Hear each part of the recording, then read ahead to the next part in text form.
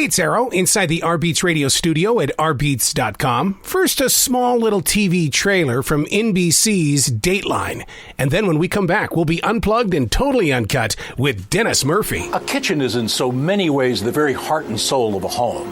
So how did it come to pass that Julie Gonzalez, the mother of two, the wife of an FBI agent for 18 years, would be found lying on her kitchen floor, shot 4 times, her life force ebbing away? It would take 3 trials and 2 years to answer the question of what happened to Julie in her home that day. On the one hand, there were accusations of lies and a cover-up and an obsession that just overwhelmed all bounds of decency and common sense. On the other, a defendant saying he had no choice. Juries were confounded. What will you make of the evidence? It's an all-new 2-hour Dateline. We're calling it The Agent's Wife.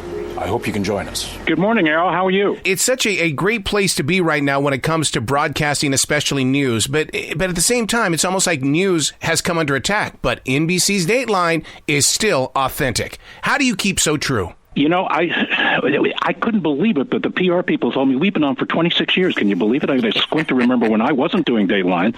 But a lot of people have just embraced the show. And we do straightforward psychology, anatomy of a crime stories. And I sometimes think that the rest of the world, the interest has come around to catching up what we've been doing weekly for years and years and years. I mean, these podcasts and Hollywood is now heavily invested in reinvestigating old classic crime cases. It's what we've always been doing. We just keep going down the road, and the audience has found us. We got like 4.6 million viewers a week. Amazing. Doesn't it kind of prove that we want more than just headlines, that we really do want to kind of get in there and see if we can understand the story with those that were breaking the story? Well, I think that's right. And in the case of our true crime stories, they're really not so much about the police procedural, what the luminol tells you or what the story told by DNA or fingerprints, though that's certainly in there. It's more about the psychological aspects of things. Like, how did this person turn out to be a victim? Why is it that this person is a defendant? As I say around our Dateline shop, these stories are about the marriage, not so much the murder. And since we have an hour, and starting this fall again, we'll have 2 hours, which is great. Nice. It gives us the luxury of being able to tell these things a little bit longer. See, pushing it up to 2 hours, that really does showcase the connection you've got with people. Yeah. And these things are in syndication now too. There are repeats on the channels almost any hour of the night or day. You'll find a Dateline. So there's an appetite out there. And I was looking at a bestseller list last week, the fiction, novels, and I bet 15 of the top 20 titles with their little blurb about what the book was about could easily have been Datelines. That's so true. But see, I'm shocked that Dateline has not ever gone into the published print, because your stories are so genuine and that they really would reach a different person. I think that's a cool idea. I wish we could do little bookettes or something. Like the Weekly Reader. Even though you have 2 hours, there's a lot of stuff that hits the floor. You just don't. It seems like impossible that you can't fit it all in, but sometimes you really can't. Because, whenever I do a story, it's like the unwritten lead is Once Upon a Time. It's gather around and I'm going to tell you a story. And there's sort of rules of how you tell a story, the beginnings and middles and ends, and you can't know what's going to happen at the end before you... It's like creating an onion at a layer at a time. So I think a book would be a great idea. Anybody want to read summaries of great Datelines? I'm up for it. Oh, absolutely. So how much does social media play into this? Because you can't just put it up there. I always know the platform itself is NBC, but you've got to reach out and tell people what's going on. Yeah, and the social media department they're all whip smart young people, and they're frustrated with me because I'm Amish when it comes to social media. They want me to tweet and do Facebook, and I really don't do it, in the way I should. I'm kind of a bad sport about it. But I blame. I'm kind of the old English professor at the shop, and I blame Twitter for the corruption of the language. But it's part of the world. It's all mixed in, and I think we've got 1.5 million Facebook people, subscribers, whatever the word is. And much as I don't engage in Twitter, and I apologize to our social media group for that, you can see how people love to talk with one another, to create an audience, that they're all there on Friday nights and they know each other, that somebody in Columbus is talking to somebody in Waco, and they feel that they're part of a community, and they really are, and they like to chit-chat back and forth about where the story is going, and do you like it, and don't we wish Keith were on instead of this Murphy guy, but But you're right about that NBC team being a tight team, because we have one of the headquarters here in Charlotte. We're at one of the regional headquarters, and the connection, yeah. I have been inside that building, and I love watching the teamwork. Everybody is on the same team. Yeah. I mean, that's what it is. This is radio, television. It's all team play. My mug might be out there, but you're seeing the work and hearing the work of 28 people behind me. Now, NBC's Dateline, 26 years in celebration. Do you think it's because you feed the three human needs, which is sight, sound, and emotion? I hadn't thought about that, but yeah, I think I'd sign that petition. I think that's good. There is... People want to know about mayhem, and they're glad that the mayhem hasn't happened to them. There's something, I guess they can feel safely removed watching on their couch of these awful things happening to people they don't know, and they can say, thank goodness that wasn't me, or I wouldn't do that. But I'm not sure anybody couldn't be brought into the situation of being featured on a Dateline in the right circumstances. I think there's something in us as humans. It would be one of those situations where if you did make it on that show, you had to go through hell to get there, and what's the payoff in the end of something like that? Yeah, you don't want to see Josh, Keith, me, or Andrea in a chair in front of you. That's not a good day. But I think people respond to it. I'm amazed at what people tell us. They say things to us that they would never tell their father or their wife or their sister, and yet somehow when we're there, they'll tell us their life story and explain. And since we have the time to let these interviews run a little bit, you get a sense of what's really going on. Again, it's about the marriage, not the murder so much. But I think the audience has responded to that. We've done other things over the years that we do stories as opposed to topics. Yep. Is the way I look at it. 60 Minutes is a wonderful job, but they do topics. They'll do something on the insurance industry or a big pharma or a personnel. That's a topic. We do these once upon a time stories, and you got to settle back and join us for the ride. Well, and it's a very different kind of storytelling. Don't you think that the reason why people do open up to you so easily is because you have been a part of our lives for these 26 years, and that we have grown to trust you, and that we also know that we know you like you're our neighbor? Well, maybe. I'm always surprised sometimes the people that we're interviewing, the participants in whatever story it is, they've met the producers. They haven't met me or Keith or whatever. We don't show up until the red zone of this thing. And yet they extend to us that kind of, we're in the family. It's okay to sit down and talk with us. I guess it's familiarity. It's been a long time. Long time. 26 years. Wow. Hey, speaking of Keith, would you say that his voice fits up there with Elvis Presley, Rod Stewart, and even Ronald Reagan? In other words, for from now until eternity, we will always say, oh, I know that voice. Keith is in a tier of his own. He's above those guys, I think. He's just the most wonderful guy. And what you see is what you get. He's not putting on that voice. That's the way Keith talks. I've known him for years and years and years, and that is Keith. And he's not the ghoul of, that wonderful Bill Hader impersonation on Saturday Night Live. And what did you see when he opened the trunk? I mean, that's he does not have an inner ghoul. That's got to make you feel good. Oh, what a voice. That's got to make you guys feel good when somebody is doing parody about your art. Oh, sure. That's great. That's great. And Keith took it all in good stride. He enjoyed it, I think. Now, one of the things that I've always loved about NBC is we were talking just a few minutes ago about social media, but people can binge watch Dateline. They can go on to NBC.com and sit there and watch episode after episode. That to me is a good following. That's a healthy connection. That is amazing, isn't it? Because these things, we're now on, Discovery ID, and I think the Oprah Network buys some of these episodes. We're on. I heard talk, I don't know whether it's going to happen, about an app where you can just pull down Dateline and there's a menu of whatever you want. Sometimes I'm zapping around late at night and I'll see that there's a Dateline on, and it's one that I did, and I have to flash back to remember the story. I recognize the tie. I don't look the same, for these things. Even though they're 10 and 15 years old, they still grab people, because I think that we locked onto a template of a kind of classic storytelling, and it doesn't really matter its place and time so much, I hope, anyway. Speaking of that storytelling, do you think that the picture has got to match the story? Meaning, when I was on Channel 3, one of the things that my photographer told me was, he says, you got to let me play at the pictures. It's not all about you. Use your voice, but I get to be in charge of the pictures.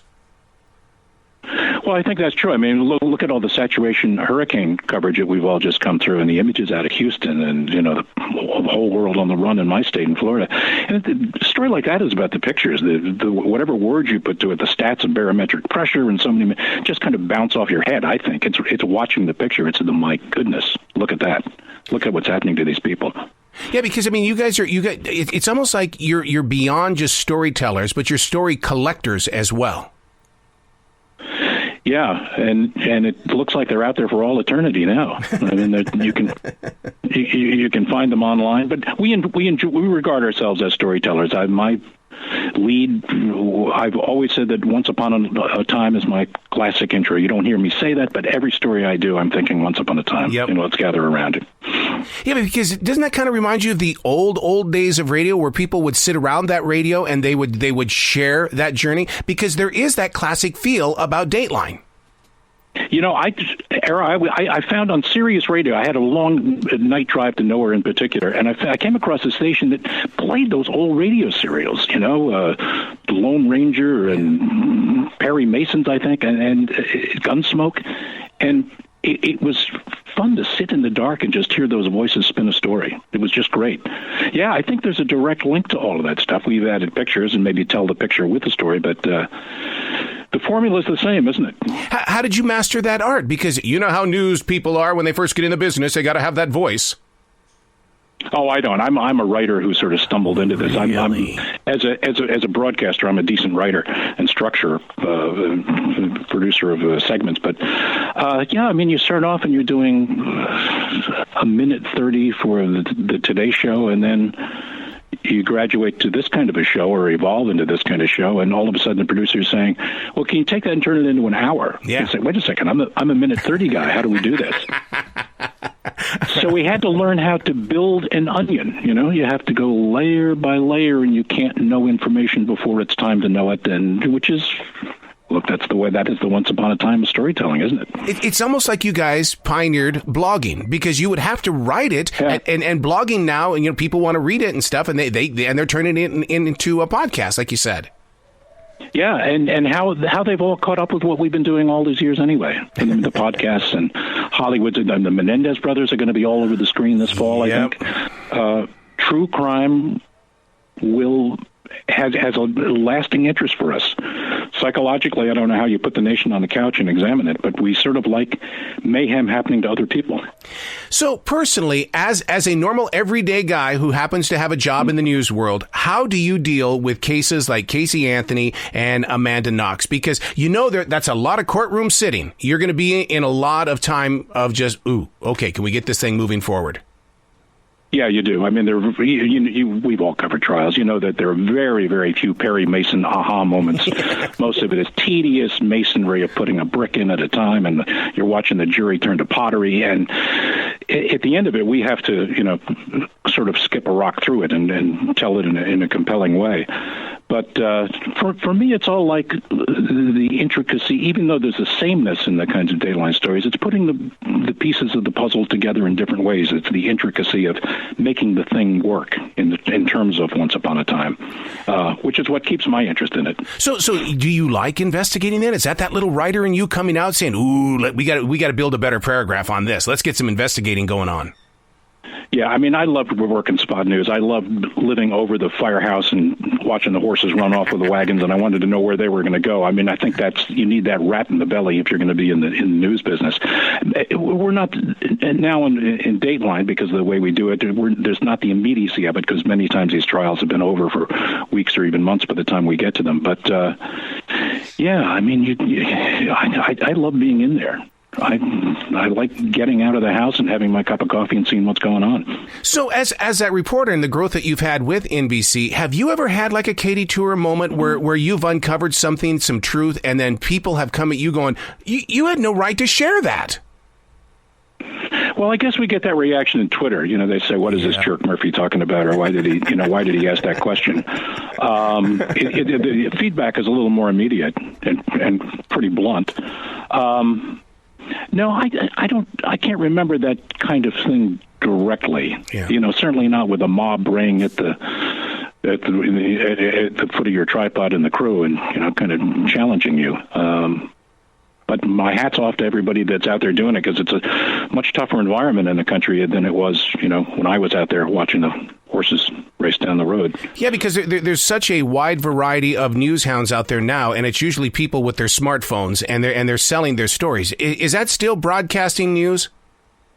Is that news? I think it's a fascinating development. I mean, you can't really count on someone not getting you on their iPhone, can you? I mean, it's going to be seen.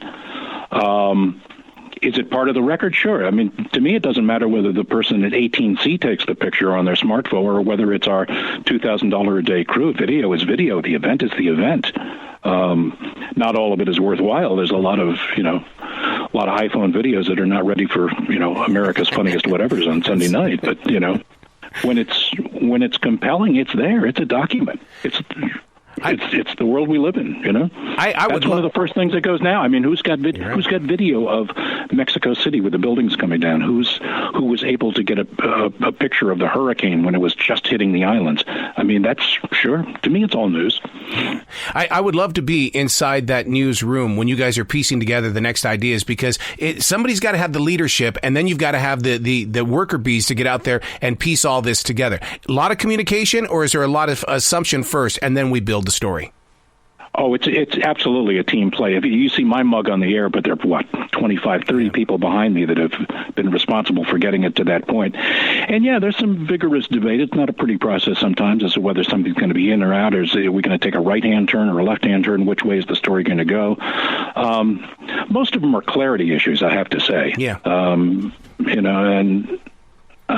It all makes for a better process, but it's definitely a team sport. It's rugby. Is there a side of you that would like to go back to just regular local news? I mean, because I've been in radio for 37 years. I'd like to go try small town radio again, just to see if the fire is still there. I loved local news. I was in local news in Houston and Seattle. Yeah. And I had the time of my life. Those were the best jobs. I mean, not to make light of the network, because I got a chance to be in London and go around the world, and Dateline has introduced me to a whole bunch of things. But, boy, riding in the Dodge Charger with Don Benskin in Houston, Texas to see what's up, loved it. Absolutely loved it. And I look at the 11 o'clock news, and I want to be there, looking at my kids at WPTV in my home market in West Palm Beach. They all do a great job. Boy, they're so smart now. The people coming up are really good. I love watching them because they do have that growth, and they're so willing to take chances, and you kind of sit back going, wow, that was nice. Yeah. No, they're good. I just wish they'd use verbs. Yeah. Yep. When I watch, and I think ABC is especially guilty of this, guilt is the right word, of never have a verb. Tonight, the lead is always tonight. Tonight, congressmen running down hallways, senators carrying briefcases, and it's like a Rorschach test. These images are being thrown up, but it doesn't end up in a subject-verb object. So I'm old school on that. I wish that, I think that's my issue with Twitter. I hate to see the language get corrupted. That's exactly what it is. What's that one news story that you haven't covered yet, but you know darn good and well it's building? That's out there for me? Yeah. Well, I've got one as soon as you say that's in my head, but I can't jinx it because I don't want it to go away. But it's a classic crime case, one of the biggest cases of the 70s, a long time ago. Became a major book, major movies, and I think we're going to revisit the guy, and I'm excited about that. And I don't mean to tease you about it, but you're always looking down the road to the next one. I'm here in New York as we speak, and we're buttoning up a 2-hour show for the first week of October for one of the 2 hours. And, we're going to look at it this morning and see what we got. We may look at it and hold our noses and start to rip it apart and put it back together. But that's the fun of it. The way you were describing that, and I don't want to jinx anything either, but by God, dude, I all of a sudden I had a picture of DuPont inside my mind, because that story is still needing to be told. Well, there's a lot of them out there, and now that this new age, everybody's interested in the anatomies of a crime, which is what we do, and Hollywood's involved in the podcasts and Netflix and everybody else. There probably will be very few rocks that aren't kicked over, by the end of this, time of great interest in mayhem and crime. So do you find yourself growing toward that podcast? I mean, I realize it's a theater of the mind kind of thing, but you've got the writer in you that probably needs a stage just to add to your day. I think it's kind of cool. It's unexplored for me. I don't know how you get into that, But I like the idea that it's always out there and people can tune in and, let me tell you a story and this is interesting and come back next week. I like that kind of serial nature of it. You got to get through this first thing, then you got to come back. That's what it was like listening to that Sirius radio channel in the middle of the night and hearing those old stories. Is there a murder mystery novel waiting to come out of you? Are you going to one day sit behind that desk for about probably 2.5 years and pin one of those babies out?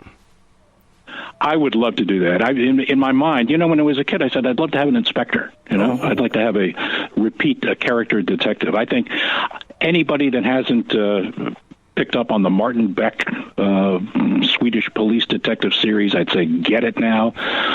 John D. McDonald, Travis McGee. I would envy people that haven't been through, all 12, 15 books or whatever it is. I would love to have that, yeah. Having said that, I don't have the idea in my head, but to be able to sit without a tie on and turn those things out. That's love right. it.